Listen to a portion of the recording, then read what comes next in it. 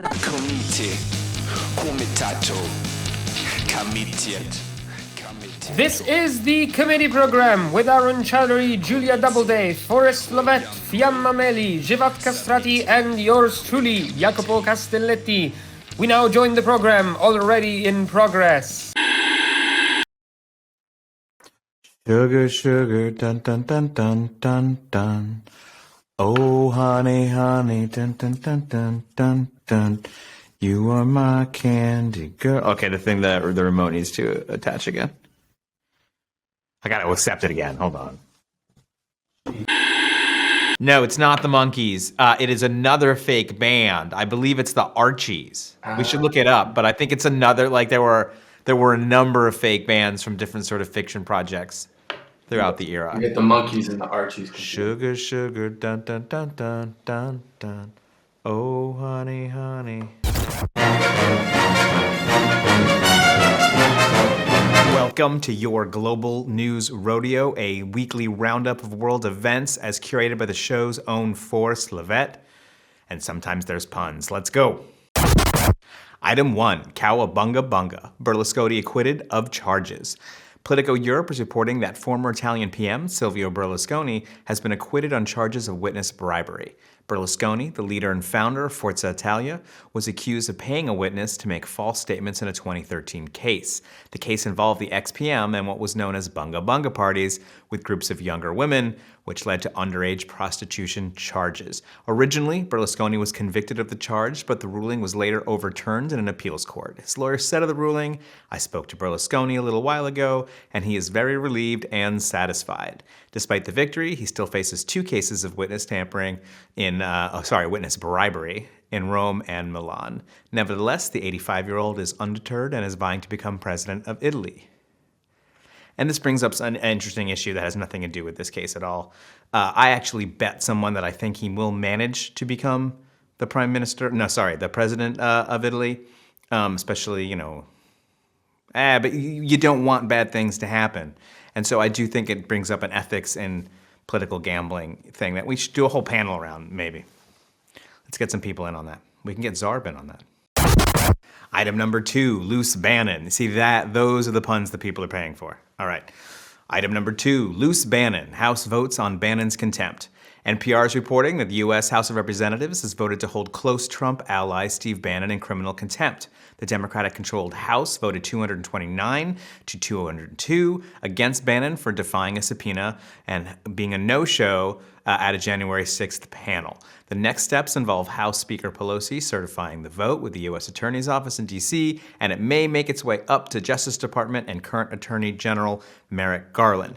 Bannon's attorney claims his client is protected by executive privilege, while the House Republicans who voted in favor of Bannon said he was merely a private citizen and should not be a person of interest.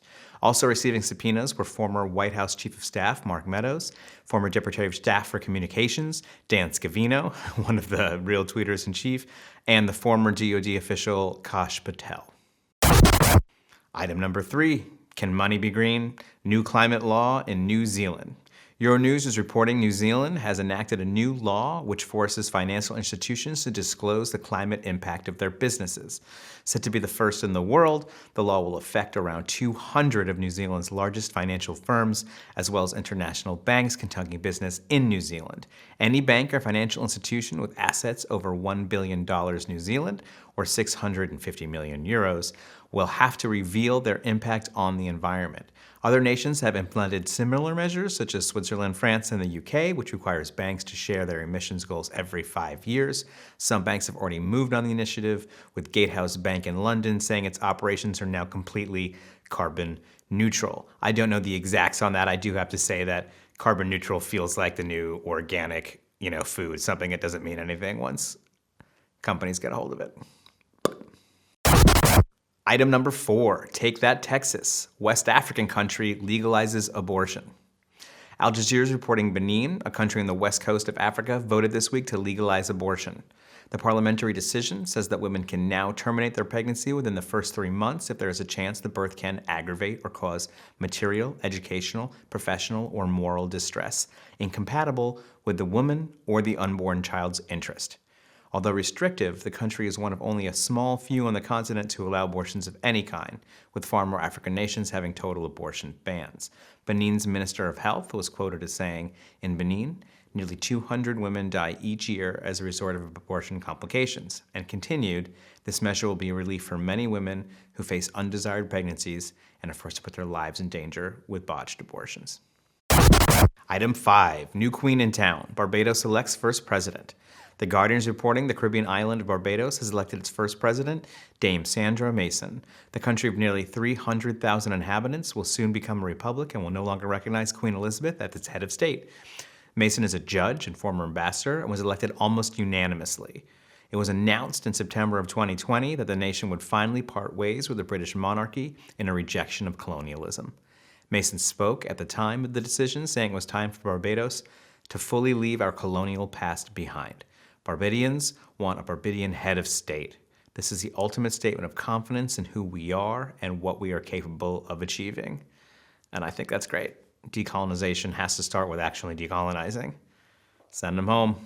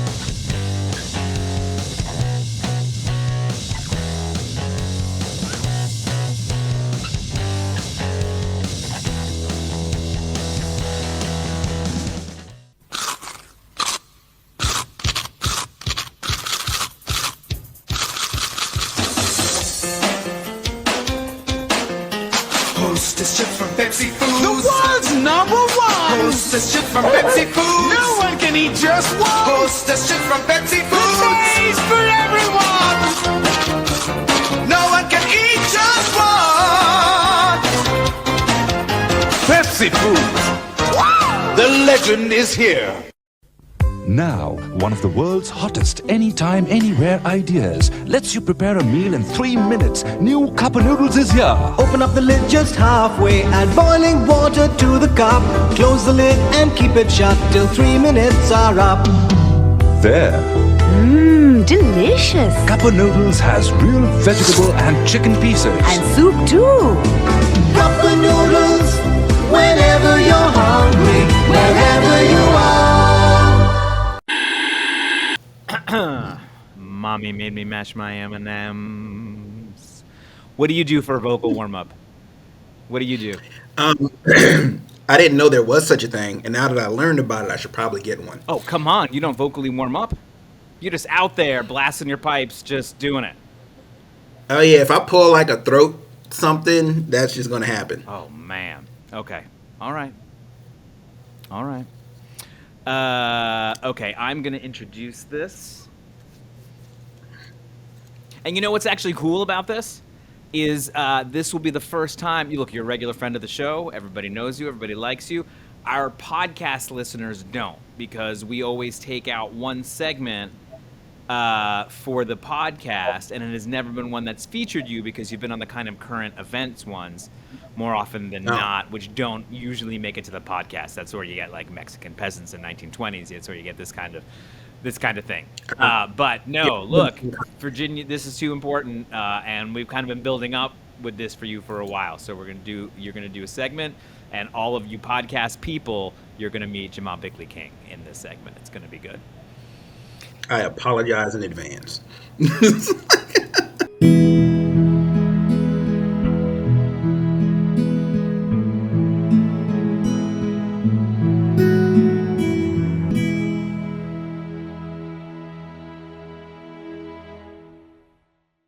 Hi, and welcome back to the committee program. I am your host, Arun Chaudhary, and with us tonight is friend of the show, Jamaa Bickley King, who is a a man of Virginia and a data expert, and really knows a lot about Virginia politics very specifically. We have been talking about this a lot on different segments of the show. In fact, I was just telling him this will be the first time our folks who only listen to the podcast will be able to hear him. You have to say hello. You can't just wave for them. Jamaa, say hello, everyone. There you go. It's a pleasure to meet all of y'all for the first time. Yeah, so they don't realize that you're a perennial friend of the show, and that we've been promising to get to the bottom of Virginia over and over again, especially as you've been telling me and Julie and Ellie Mae Hagan about it. But look, this is happening now in 2 weeks, and when this actually comes out, probably only just a week. So let's get down to it, because as our American listeners know, and our European listeners are just going to learn, we only have two we only have two elections that take place off cycle, that are kind of hang out on their own, and Virginia is a real bellwether for this. This is the first kind of voting that's happened in a big way since Biden was elected, other than the special election in Georgia. This will give us flavors that we will try to hold on to as the midterms happen, and potentially the presidential happens. And it's incredibly close, so people are watching. Jamaa, can you just bring us up to speed on what's happening on the ground in Virginia? Yeah, you're going to see the tale of really two things in the data and in the conversations we're having. Oh, and sorry, it's Terry McAuliffe, who's a former, Clinton human and former governor of Virginia, versus Youngkin, is how you say his name. Yeah, Glenn Youngkin from the Carlisle Group, who, to all the Taylor Swift fans, will know who they hate him because he was the one that bought all of her masters and forced her to re-record them. So the Swifties are out there against him, at least. Swifties are, I think this could help. I hope that this is being organized in a real way. Of course not. But now, please, set the table for us. So it's against Terry McAuliffe and Glenn Youngkin, and it was a tale of two different primaries, how they got there. Terry had to go through an open primary system. Glenn Youngkin had to go through a very strange, interesting kind of like caucus thing they did on the Republican side, and he's had to kind of really, Youngkin had to thread this needle. He had to tip his hat to the Trump people who has the base, and he still had to get a lot of these disaffected Republicans who were like not about that Trump thing. Yeah. And they would definitely they could totally see themselves voting for Terry again, and I think he's actually done a very good job of that. And now he's at this point where he's trying to cobble together a voting bloc that even includes the mythical African-American male and Latinos, where he's doing some stealth stuff there. And in the metropolitan areas, he's not even running as a Republican. It's just like Youngkin, and that's it. You don't see him wearing... Yeah, he says he's a business guy. He's out there. There's not a lot of... People don't see a lot of daylight between him and Terry in many ways, except like one's a Republican out there. But he's definitely embraced like all of the big lie Trump stuff. It's like he's on board with audits. He believes that we're ballot stuffing. He's like definitely anti mask mandates. He's anti-vaccine mandates. He's basically trying to latch on to anything where the energy is. And I think that's actually creating an energy enthusiasm gap where like, you know, I think where even their base was like, okay, ho hum, this guy, whatever. And now they're like, okay, there's a lot more energy on his side. Now, are there more votes? I don't know, because the Democrats have a significant early advantage in the voting on the early vote, but that doesn't mean they won't have it at the ballot box, which is usually where the Republicans close the gap. And if you look at it historically with the polling, where, you know, the Democrat is usually like up by 8, up by 9, up by 5, and then they only win it by like a half a percent or a percent. Yeah. Exactly. On a regular basis, you know, you're looking at the polling where like they're tied. You get this feeling like, I get the feeling that he's behind, even though you have all of these other indicators, the polling and the early returns, saying he's doing well. So it matters how much the Republican side is suppressed, which you never want part of your win calculation in order to see what Terry's going to do. I mean, unless like another Trumpism happens where like he finds a way to like get the GOP to snatch, you know, victory from the jaws, snatch defeat from the jaws of victory, then that's what's going to happen there. And I don't believe it could happen 3 times in a row, because it happened during his election, and then it happened again with the Warnock-Ossoff runoff. I don't think it's going to happen this time around. And the really upsetting part is that if we see this work, we're going to be elbow deep in critical race theory, anti-vaccine mandate stuff, anti-mask mandate stuff. The big lie that you can actually keep the big tent Republicans together, who is sensible money guys on one side, and I'd say that gendered advisedly because it is moneyed guys, and then absolute lunacy QAnon on the other side. Exactly, and that's what he's trying to do. He's trying to fuse both of those together. Exactly, and that's going to be incredibly problematic. I mean, even if he wasn't running on that, he'd be problematic. But now I'm like, this is the political petri dish that they're going to be working with, trying to like figure out what is the winning formula in a post-Trump world. Because up until this moment, it has been clear that Trumpism without Trump does not win. Yeah. We talk about it a lot. He is actually the magic man. You need to have the touch. Exactly. And so if he wins, this will be the first guy to actually get Trumpism without Trump to win by putting out something like, I'm going to get rid of the sales tax, which is like the big idea, which blows a hole in our budget in Virginia, which is a lot different from everybody else's state, how they do their budget, which is mirrored out the federal system. We make a budget. That's it. If you don't have the money, that money's not there. We don't do continuing resolutions. We either got to borrow it or something else. We don't have that money. So when you say you're going to get rid of a tax, you're blowing a hole in the budget. Yeah. You know, so, and that's kind of scary. That, and, you know, he thinks that parents should be able to supersede educators in education conversations, which on a theoretical level, I'm with you. But when you put it in the context of getting rid of, you know, teaching racism and slavery, then we have a problem. Sorry.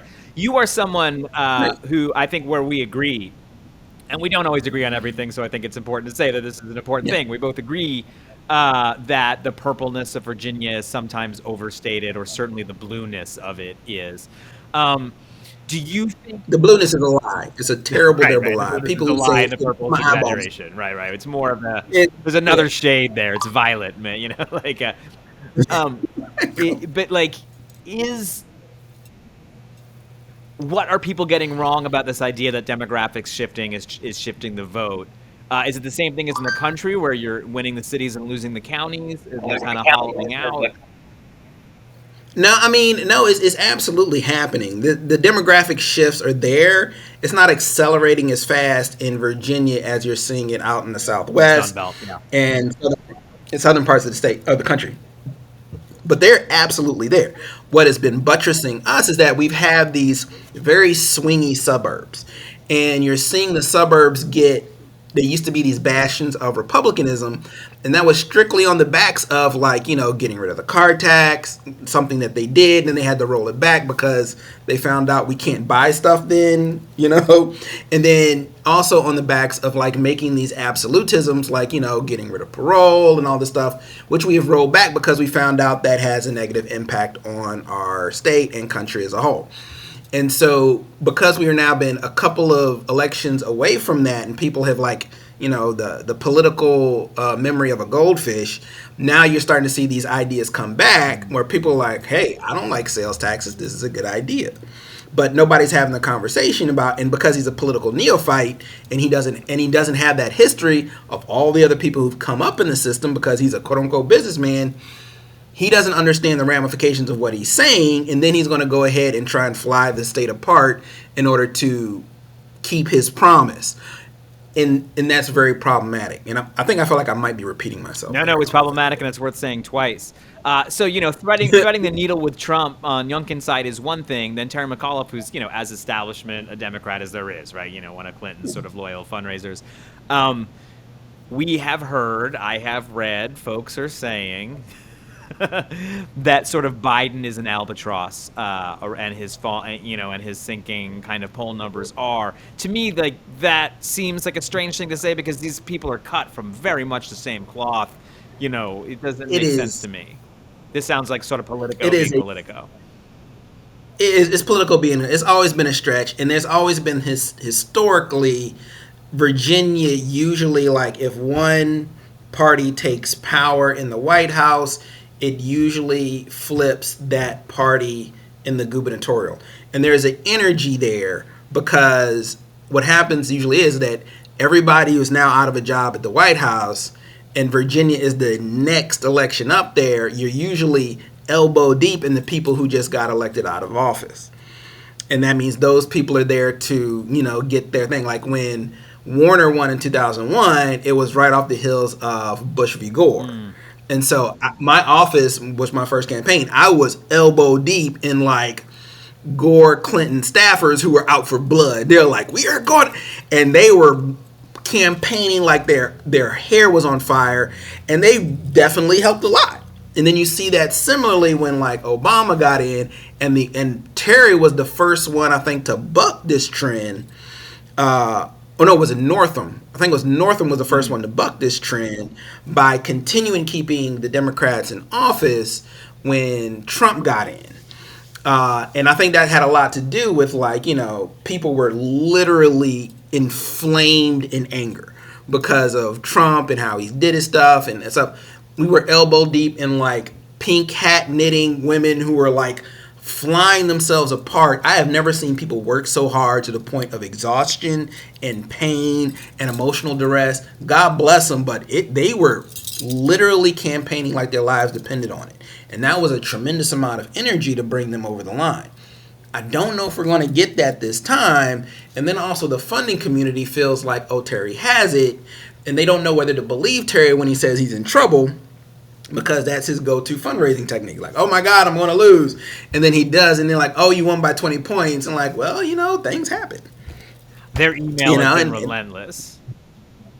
That would be the case in any situation. And that's why people don't know if they need to send help or send money. The time to resource this would have been earlier to really get the impact we want. We're going to see the 11th hour money drop. They're already doing stuff trying to engage Latinos on the air. We still are not at the doors at the level we are right now. This will be another cycle where we are trying to get back into the field and do the door-to-door conversations, but we're still heavily into COVID and doing digital. And people are hesitant to open the door still because COVID. We're sending people door-to-door covered in PPE, shield, face mask, looking like the Mandalorian, and they're like, please open the door so I can see who you're going to vote for. And I was thinking more like E.T. Kind of feel like that, right? You're like, yeah. Exactly. Just like, hey, who are you going to vote for? The mask on. It's just crazy. Yeah, it looks like, it's like 28 days later it's trying to canvass you. It's like, it's not a thing. That's not cool. So we're dealing with all of these things, and they're not going to be indicative because if the CDC is actually correct this time, and they have missed the mark the last couple, but if they're right this time and we get to herd immunity by Q1 next year or late or early Q2 next year, then we may actually be fully into the field again, and this is going to change everything significantly. But I don't know if we're going to do that. I don't know if we've done the investment work there, and people are still having conversations about, And I don't know if we've set ourselves up for success, because some of these fights that we need to make at the federal and state level, they're still trying to cater to a community policy-wise that's never going to vote for you. Yeah.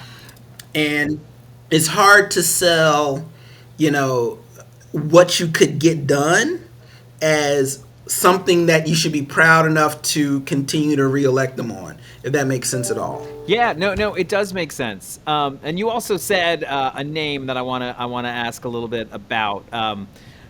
Certainly, our American viewers will not have forgotten, and I will remind our European viewers that the Governor Northam you just talked about, and his Lieutenant Governor Fairfax both have sort of very spotty records in office, including a blackface incident for one and a sexual assault for the other, respectively.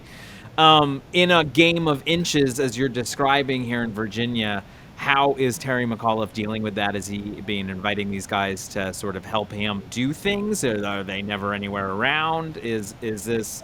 Do you feel like this is dampening perhaps African American and female turnout? Well, Justin Fairfax is gone. No one is doing anything with that human. I'm like, he better just stay home. Great primary as well, yeah. Exactly. He needs to polish his gavel, clean out his office, take pictures of whoever be seen with him, call it a day. Northam, on the other hand, has done the hard work and labor to make sure that the blackface episode is not the first or second paragraph in his Wikipedia page. And I think he's actually managed that. And it's because basically he is close engagement with the African American community, basically giving us whatever we wanted. And it actually helped a lot with the marijuana legalization stuff that we were doing in the state, where it was going to be like this whole 5-year incremental process became immediate. And then he went and said and did a whole expungement after that for anybody who's been arrested on marijuana legalization, which, serious business in the correct voters, yeah. Exactly. Voters of color yay, and then everybody was like, wow. Even the law enforcement community who I thought was going to be up in arms about it was like, holy crap. Because it happened so fast, nobody had a chance to get freaked out about it. It just kind of, it's there. This is happening. Yeah. And we're like, okay, we're doing this now. Okay, let's do it. And so he's been fine. He's been going there. There are parts of the state where they love him. His polling is doing okay. Again, I don't believe Biden is an albatross around their neck. I think that's beltway bullshit, trying to further a narrative how Biden is terrible because they want the horse race. And it's that it's that lazy political reporting bullshit that I don't like. I apologize for no, cursing. Right. You can beat me. Okay, good.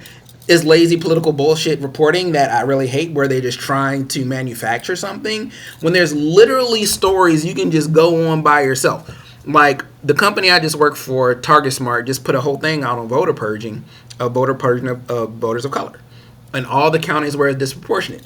One that has the most counties but the lowest number is West Virginia. And there's a conversation about Mencken and his adversarial position to the voting rights piece. Mm-hmm. I don't think that he is consciously doing that. Oh no, I gotta keep the voter purges going, but I think it's a conversation where this could help people in your state, particularly, and people say why the numbers of voters of color so low. I'm like, it's West Virginia. There's not a lot of black people here. It's there's not a lot of people of color here. So the percentages are going to be low, but the fact that they are low and disproportionately high is something we should kind of look at, and that's something significant. And I don't know if they're leaving the state, which also could be true, but it's enough, the data shows enough that we should dig deeper and look in case there's something else happening. And so there's a lot of these conversations happening as the data is starting to show us all these new trends and all these new things that we need to pay attention to. And particularly with and what I've been telling everybody is Voltaire had it right. He said people who believe make you believe absurdities will get you to commit atrocities. Mm-hmm. And the absurdity of the big lie on elections and Democrats and black people voting 16 times in the same place has convinced Republicans to commit atrocities against our democracy. And not only are they committing these things, not only are they doing it, they feel like they have the moral authority, but in many ways they feel like they have the moral obligation to do so. Right. They feel like, exactly, if you believe in the absurdity that there are Democrats stuffing ballots in Maricopa County, you believe that you have to go in there on your white Charger to bring bring back justice to the democracy and the republic you love. If you believe that, and they do, and so they're committing these atrocities because they believe they're doing the right thing and they're the hero. And that's something that's hard to walk back. But I'm like, if we continue to let these absurdities go by, this is where you get to the whole Nazi shit. It's not like nobody sits around and wakes up with like a stovepipe hat and like a thin pencil mustache. That's gonna exactly, no.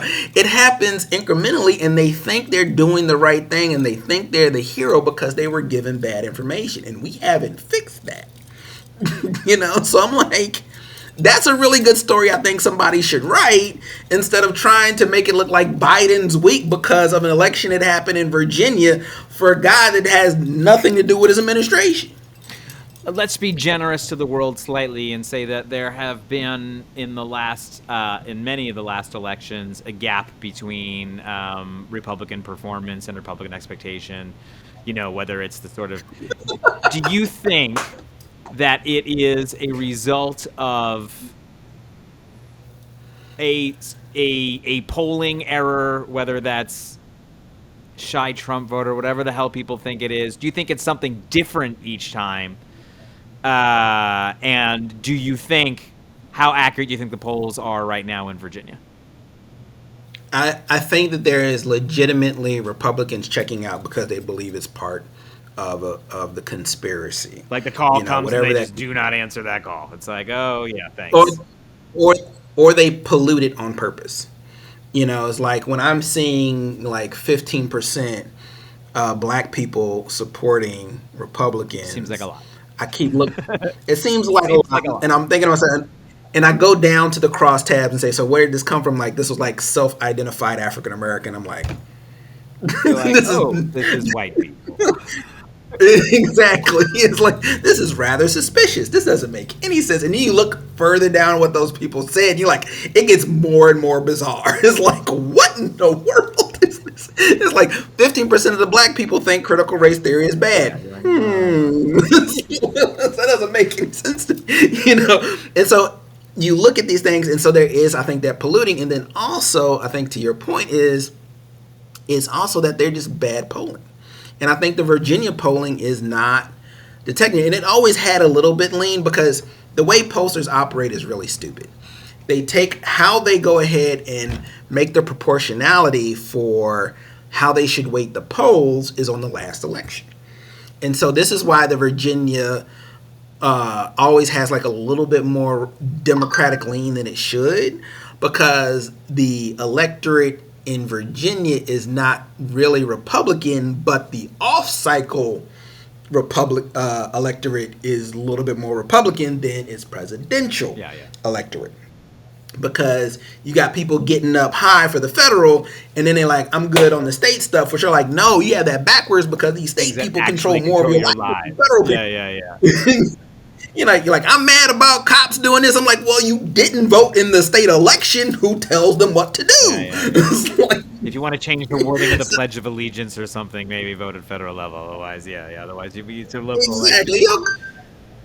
You don't care about that shit. So, and I think that is where a lot of that issue is. So when they weight the stuff with whatever the previous elector was, which in this last election was absolute bonkers. I don't think we'll ever see that voting block again. Lowercase c Republicans voting for Biden, and like batshit crazy like black conservatives voting for Trump, and all this other weird shit that I've never seen before. And the first time seeing in any election, we saw multi-ethnic voter cohesion, which is a fancy word for African Americans, Latinos, and Asians voting together as a block, which has ridiculous ramifications for redistricting, which is why you saw North Carolina try and nip it in the bud by saying because that these edge case African American men and Latinos prove there's no voter cohesion, when the numbers are absolutely against them. Because with that logic, you can make Voting Rights Act protected districts all over the country that meet the 50% plus one threshold for a community of interest, which literally cuts the throats of Republicans all over the country. Which right now the Democratic Party, heartbeat if it was reversed. Let's just be absolutely clear. They would do this yesterday. Absolutely. Yeah. Oh, and well, the stupid part is they're going to fight it because if they didn't, I believe within the next 10 or 20 years, you could see that level of voter cohesion happening with Latinos and white people, AAPI and white people, and even some areas, black people and white people, that even could be conservative. And they could end up being a community of interest. But they're going to fight this thing and paint themselves in a corner for a decreasing set of voting block, and now they're doubling and tripling down on their Latino outreach because they're seeing the numbers just like we do, and it is stark out there. We all knew that Latinos were going to become this voting presence, but it is now undeniable from the last census to know that within the next 10 years, they're going to be an incredible force. And I'm one of the people who has never bought into like demographics equal destiny.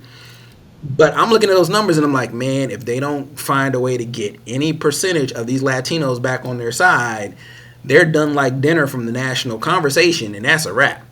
And I have never been as bullish on turning Texas blue this early. I think it needed a lot more organizing sophistication, which I think those activists there have been doing an amazing job there, putting them on that path to that.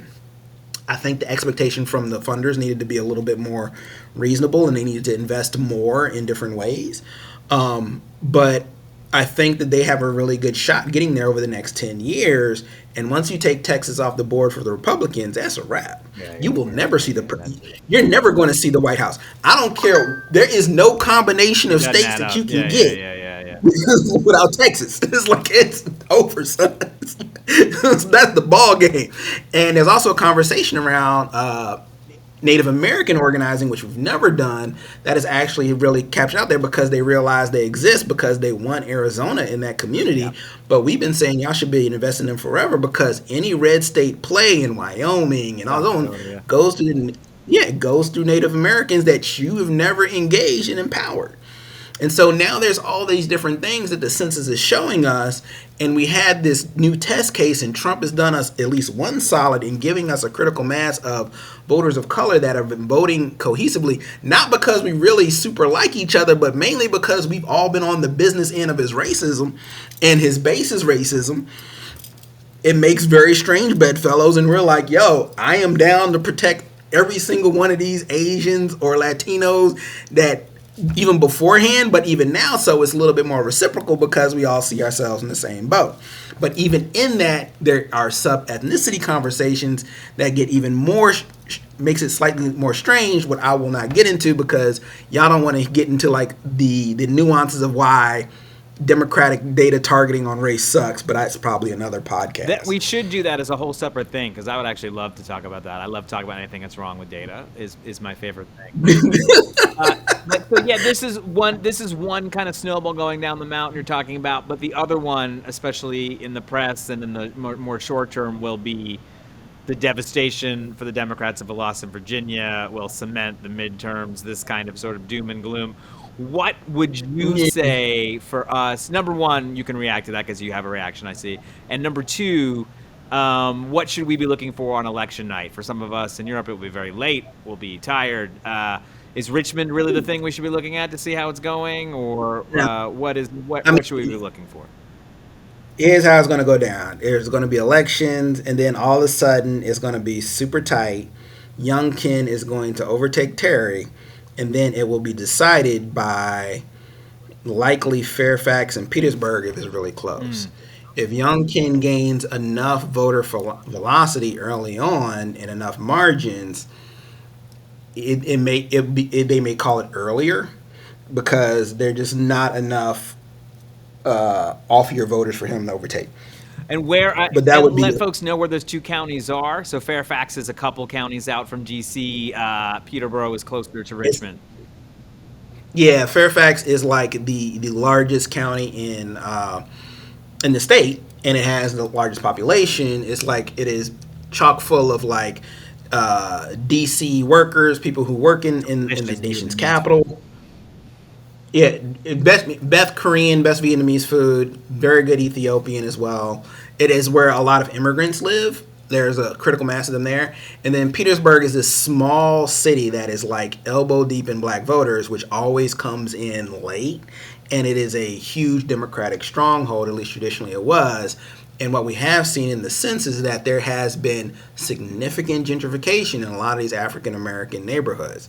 Now, this is on the one hand, it's made the cities slightly less black, but the counterpart is when these communities move out, they move out into the counties, and it's made the counties, which have been these Republican stalwarts, a lot more swingy, which is like the surrounding counties of Richmond, which are like Henrico and Chesterfield County, which used to be, Henrico was very much leaning red and Chesterfield was deep red. Trump lost Chesterfield and Henrico. He lost Henrico, but and that's a big deal because I can't remember like Chesterfield being even swingy when I was growing up. And so this is going to be fought also in Tidewater, Virginia, which is like the very swing bellwethery area. Is that usually whoever wins Tidewater wins the state. And so Youngkin has to really bring up his margins in the rural areas to a significant degree, and they may not like him because they are kind of anti-corporate in some ways, which God bless them, I agree. But you're I think you're on the right show for that. Yeah. But they are incredibly passionate about pushing back these mandates and they feel disempowered. And I get it. You've been disempowered by a pandemic. You got a nameless, faceless somebody telling you to get a vaccine that you don't want. You got nameless, faceless people telling you to wear a mask, and you're like, why should I? You got nameless, faceless people saying that you don't have a control over your child's education, and you believe what's best for them. And I get those things, but they're wrong because of the context in which they want to use it. I agree with every single one of those things in principle. It is interesting seeing Republicans in Virginia say "my body, my choice," where they are staunchly pro-abortion and never been pro-choice, and so we're seeing this them having two things in tension in their heads at the same time. And they're trying to reconcile that. But their anger is coming out in a way that I think is very not helpful. And they're still emoting, and they're not trying to come to solutions. They're not trying to get things better. They're just really trying to reclaim power because they feel so disempowered now. I mean, I would hesitate to say that Comrade Mao taught us that internalized contradiction is actually, can be a powerful force throughout the world, and that people do. I'm kidding, but people do hold these contradictions and they're real. So based on that, like, what do you? If I forced you to say what you think is going to happen, what do you think is going to happen? I have a very sneaking suspicion that Terry may lose. I really I didn't want to say it because I didn't want to be like a jerk who's saying that, letting you down. You're from Virginia and all this. No, and it's not going to be the fault of the people who are fighting there. I got teams of people are busting their butts right now. They're killing themselves trying to make this happen. I get it has that Warner 2001 feel, but on this time, Glenn Youngkin is Mark Warner, and Terry and Mark Early is Terry McAuliffe, and he's not even being out hustled. He's not even being outrun. He's in a very tense area in a weird way. Exactly. I mean, like Terry is he's saying the right things, but he's not going to give a concrete policy thing. That Terry's not going to do it. And Glenn Youngkin is saying, I'm going to get rid of the sales tax. Yeah. Exactly. I am going to make sure parents will have control over the school boards. He's saying things that may not even be legal, but he is concrete saying this is what you get with Glenn Youngkin. This is what's on boom, boom, boom, boom, boom. in the UK. Yeah. Exactly. And Terry's out there saying, like, I'm going to make sure we got clean energy, that we got jobs and economics. I'm going to raise teacher pay. Teacher pay is good. That's a thing, but it's not like, yo, this is how much everybody in the state is going to be doing better with because I'm in there. That Glenn Youngkin is like selling unicorns and whatnot. That's going to make it so that we can't pay for roads or schools for the next 10 years. It is what it is. All right, we have put our predictions in, but we're hoping for the opposite outcome. Jamaa Bickley King, thank you for coming on the show as always, and maybe we'll have to do a post-mortem. Why are you going to see me up there drinking putting Bailey's in Cinnamon Toast Crunch? It'll be the saddest, most depressing thing. It sounds delicious, though. And if you would like to write in for your recipe for the Bailey's Cinnamon Toast Crunch breakfast, write Jamaa's Magic Breakfast to the committee program, P.O. Box something something, Cochise Lake, New Mexico. I'll have to figure out a fake address for this later. Yeah, I'll totally do that. I mean, it's very simple, but it's delicious. It will kill you, but you don't care because you're so depressed. Comite,